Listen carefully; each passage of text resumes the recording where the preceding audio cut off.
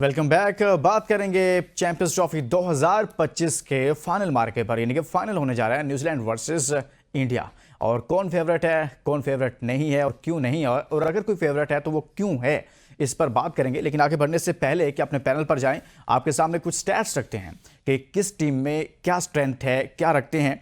और इसके बावजूद के एक ही कंडीशंस में खेल रहे हैं, लेकिन फिर भी अगर देखा जाए तो head to head Champions Trophy में अगर देखा जाए तो अभी तक 2 मैचेस इन्होंने खेले हैं और 2 मैचेस में से एक मैच यहाँ पर इंडिया ने जीता, एक मैच न्यूजीलैंड ने जीता। यानी कि वो जो चैंपियंस ट्रॉफी का फाइनल हुआ था वो मैच एक न्यूजीलैंड ने जीता था, और अभी ग्रुप स्टेज के मैच में यहाँ पर कामयाबी हासिल की गई थी इंडिया की जानिब से। लेकिन कुछ और स्टैट्स हैं जो प्लेयर्स से मुतल्लिक हैं, बॉलर्स से मुतल्लिक हैं, वो भी आपके सामने रखते हैं कि कौन सी टीम क्या अपने पास स्ट्रेंथ रखती है। देखें, बॉलिंग में अगर बात करें तो मैट हेनरी और मोहम्मद शामी की बात करते हैं, और हेनरी इस वक्त टॉप पर भी हैं इस टूर्नामेंट में, और इनकी इनिंग्स 4 हैं, 10 विकेटें हैं चैंपियंस ट्रॉफी में, और एवरेज उनकी 16 की है, इकॉनमी उनकी 5.32 की है, और बहुत ही ज़बरदस्त बॉलिंग है। और दूसरी जानिब 4 इनिंग्स में शामी की 8 विकेटें हैं, और एवरेज उनकी 19 की है, इकॉनमी उनकी 4.96 की है। तो दोनों ही बड़े ज़बरदस्त बॉलर हैं, और 19-20 का फ़र्क यहाँ पर नज़र आ रहा है। लेकिन मैट हेनरी थोड़ा सा इंजर्ड भी हुए थे, उनसे मुतल्लिक खबर थी, लेकिन अब कहा जा रहा है कि वो दस्तयाब होंगे टीम को। साथ में अगर बात करें बैटिंग में, बॉलिंग में ही मजीद स्पिनर्स की बात करते हैं। सेंटनर कैप्टन हैं और 4 इनिंग्स में उनके 7 विकेटें, एवरेज उनकी 27.71 की है, इकॉनमी 4.85 की है। और वरुण चक्रवर्ती जिन्होंने बिल्कुल चकरा के रख दिया अपनी मुखालिफ टीमों को, 2 इनिंग्स में 7 विकेटें हासिल की हैं, एवरेज उनकी 13 की है, इकॉनमी उनकी 4.55 की है। तो ये कुछ स्टैट्स थे जो आपके सामने रखे हैं। तो इसी पर बात कर लेते हैं अपने पैनल से, और इसका आगाज करते हैं नसीम राजपूत साहब से। नसीम राजपूत साहब, दोनों टीमों में अगर देखा जाए तो टूर्नामेंट आपके सामने है, किस तरह से खेला, आपको क्या लग रहा है कि बैटिंग जो है वो फर्क क्रिएट करती है, दोनों में डिफरेंस क्रिएट करती है, या बॉलिंग डिफरेंस क्रिएट करती है एक दूसरे से? देखिए, पाकिस्तान की पिचों में बैटर्स का राज था। यहाँ पर कई सेंचुरियां न्यूजीलैंड के बैटर्स स्कोर करके जा रहे हैं। दुनिया प्लानिंग के साथ आती है। आप अगर देखेंगे तो वरुण चक्रवर्ती को लेकर आए, उन्होंने टाइमली उनको यूज किया और उसके बाद उसका फायदा भी उठाया। हमारे पास भी सुफियान मुकीम था जिसे दुनिया ने ज्यादा नहीं देखा था, हम उसको नहीं लेकर गए। चले, अभी हम अपनी बात नहीं कर रहे, इस मैच पे बात आते हैं। तो मेरा ख्याल ये है कि यहाँ पर सचिन रविंद्रा का बहुत इंपॉर्टेंट रोल होगा, केन विलियमसन का बहुत इंपॉर्टेंट रोल होगा, क्योंकि पिच अगर बहुत ज्यादा स्पिनिंग ट्रैक बनाते हैं तो मिचेल सैंटनर जिस तरीके की बॉलिंग कर रहे हैं पूरे इवेंट के दौरान, वो मेरे ख्याल है ज्यादा खतरनाक साबित होंगे।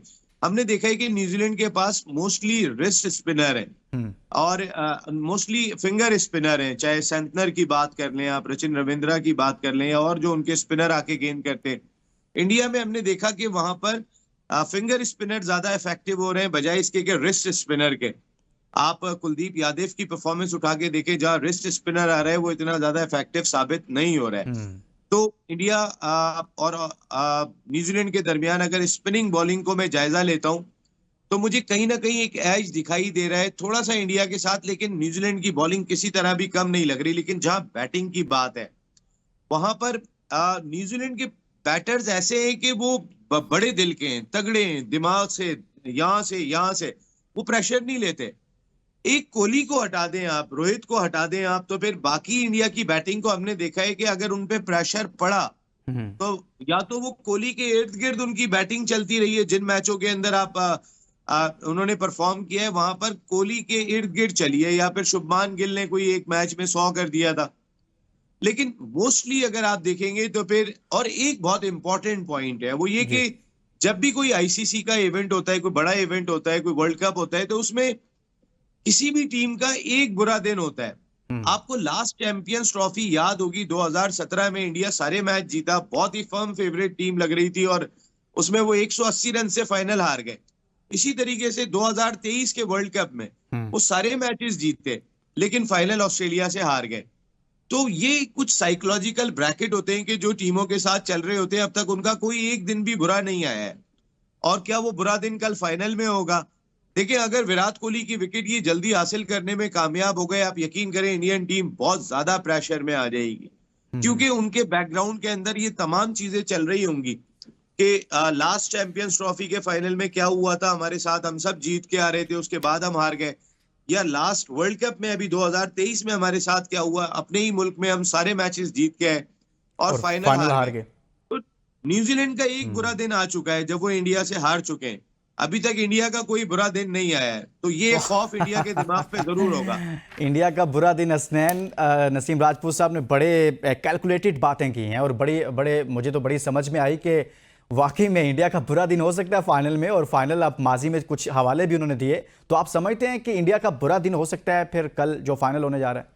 अच्छा, आपने जब नसीम भाई से सवाल किया तो मैंने कहा नसीम भाई टीम को इवेल्युएट करेंगे न्यूजीलैंड की और इंडिया की जो उन्होंने किया, लेकिन आखिर में जो ये पॉइंट किया ये मेरे जहन में भी था कि हाँ। इंडिया का अभी तक कोई बुरा दिन नहीं आया। और इंडिया 2017 में भी हारा, 2023 में भी हारा, और इससे पहले भी हमने देखा है कि जो टीमें पूरे इवेंट में नहीं हारती हैं वो नॉकआउट में उनके बेसिकली होता है ये लुकमान साहब कि एक्स्ट्रा प्रेशर होता है आपके जी। ऊपर। आपने हार चखी नहीं होती और इस वजह से आप एक्स्ट्रा प्रेशर में होते हैं कि क्या होगा, पता नहीं कि हार ना जाए। और यकीनी तौर पे ये प्रेशर तो इंडिया के ऊपर होगा। लेकिन एक बात नसीम भाई की जो उन्होंने कहा ना कि इंडिया की टीम कोहली के इर्द गिर्द घूमती है, that is very valid point. अगर इंडिया की दूसरी बैटिंग आती है, क्योंकि कोहली को चेस मास्टर भी कहा जाता है, उनकी एवरेज बड़ी अच्छी है, 60+ की एवरेज है दूसरी इनिंग्स में। लेकिन अगर इंडिया पहले बैटिंग करता है ना, तो लेट सपोज अगर कोहली आउट भी हो जाते हैं, तो मैं ये समझता हूँ, मेरी राय है कि शुभमन गिल, श्रेयस अय्यर, ये तमाम तो लोग, रोहित शर्मा भी हैं। रोहित शर्मा चलो कोहली का फैक्टर आप निकाल दें, ऊपर से आप केएल राहुल को, अक्षर पटेल को और रविंद्र जडेजा, मतलब वो इतना ज्यादा ग्रूम हो चुके हैं खेल खेल के कि आप उनको राइट ऑफ बिल्कुल नहीं कर सकते। कि पाकिस्तान में जिस तरह से बाबर रिजवान खेलते हैं तो उसके बाद सारी टीम चलती है, या इंडिया में भी रोहित और विराट की बात की जाती है। लेकिन अगर रोहित और विराट के साथ कुछ मिसअप हो भी गया तो इनमें कहीं ना कहीं कैपेबिलिटी जरूर है। हाँ, लेकिन एक्स्ट्रा ऐसा प्रेशर हसनैन लेंगे, माजी में बहुत कम एक्स्ट्रा नजर आया हमें। जब भी आया कि आपका जब टॉप ऑर्डर इंडिया का फारिग होता है, उड़ता है, तो उसमें जब विराट कोहली बड़े मैच में आकर खड़े होते हैं और वो इनिंग को लेकर चलते हैं, देन आपको उनको उनकी फेवर में रिजल्ट आते हैं। अदरवाइज बहुत कम मैचेस ऐसे हैं कि जब बाकी लड़कों ने लेकिन मैच निकाला लुकमान हो। साहब एक छोटा सा पॉइंट है ना कि माजी में यहाँ पे श्रेयस अय्यर नहीं थे, माजी में शुभमन गिल नहीं थे, माजी में अक्षर पटेल नहीं थे। आपने 2017 की चैंपियंस ट्रॉफी में भी देखा कि सारे का सारा टॉप ऑर्डर, बिल्कुल आप ठीक कह रहे हैं कि वो कोलैप्स हो गया।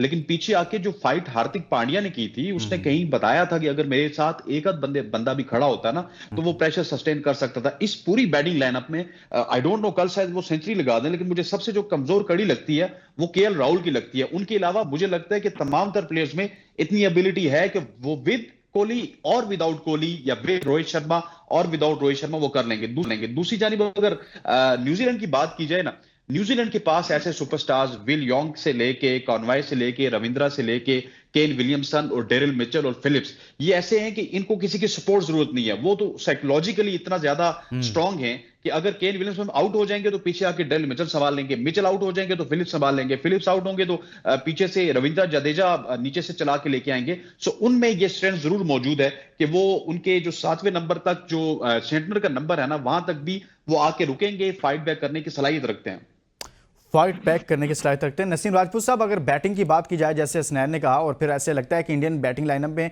विराट कोहली या फिर पांड्या, ये इन दोनों के गिर्द ज़्यादा मैच घूमता है। ऐसा मैच जिसमें वो एक बार फंस जाते हैं और फंसे हुए मैच को निकालने में इन दोनों का किरदार बहुत ज़्यादा होता है।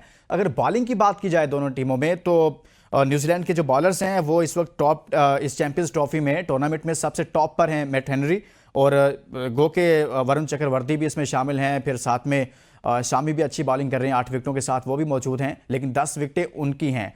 तो बॉलिंग को सामने रखें तो आपको कौन सी टीम ऐसी है जो लगता है कि ये ज्यादा स्ट्रांग है? देखिए, दोनों टीमें बॉलिंग बैटिंग दोनों डिपार्टमेंट में बहुत ही मजबूत हैं, और माहिरीन इसीलिए ये बात कह रहे थे कि ये दोनों टीमें फाइनल खेल सकती हैं। और बहुत पहले लोगों ने ये बात कहना शुरू कर दी थी। जो बॉडी लैंग्वेज हमने न्यूजीलैंड की देखी, वो दोनों का फर्क मैं आपको बताऊं। अभी जैसे हसनैन ने बात की, मेरे छोटे भाई ने, तो मैं ये जरूर कहूंगा कि भाई ये केएल राहुल, आपके जो थे अपना शुभमान गिल, ये तो थे ना आपके वर्ल्ड कप में 2023 में, उस टीम का हिस्सा थे जो ऑस्ट्रेलिया से हारी थी। और जहां पे कोलैप्स हुआ कोहली का, जल्दी विकेट, उन्होंने थोड़े बहुत रन जरूर किए थे, लेकिन वो रन बिल्कुल ऐसे थे कि वही रह गए थे। लेकिन जहां कोलैप्स हुआ था वो नहीं संभल सके। 2000 जो वर्ल्ड T20 का मैच पाकिस्तान ने जीता था इंडिया के खिलाफ 10 विकेटों से, आप उसमें देखें, जरा सा जल्दी आउट हुए उनके जो प्लेयर्स थे। उन बड़े मैच का प्रेशर, फाइनल है ये, हमने इनको फाइनल का प्रेशर लेते हुए नहीं देखा। 2017 की चैंपियंस ट्रॉफी में शेखर धवन उस टीम का हिस्सा थे, युवराज सिंह उस टीम का हिस्सा थे, कई सारे लोग उस टीम का हिस्सा थे जो बड़े चैंपियन बैटर थे अपने दौर के, लेकिन वो सरवाइव नहीं कर सके थे। एशियन मेंटालिटी और ये जो दूसरी ऑस्ट्रेलिया, इंग्लैंड और न्यूजीलैंड मेंटालिटी का बहुत बड़ा फर्क है। फेयरलेस क्रिकेट का बहुत बड़ा फर्क है। और फेयरलेस क्रिकेट जितनी ये मुमालिक खेलते हैं, बड़े मैच जब आता है ना, जो क्रंच मैच आता है कि जिसके अंदर आपको ट्रॉफी लेके जानी होती है, वहां फेयरलेस क्रिकेट बहुत काउंट करती है। और फेयरलेस क्रिकेट खेलने वाले न्यूजीलैंड इंडिया से कहीं ज्यादा है।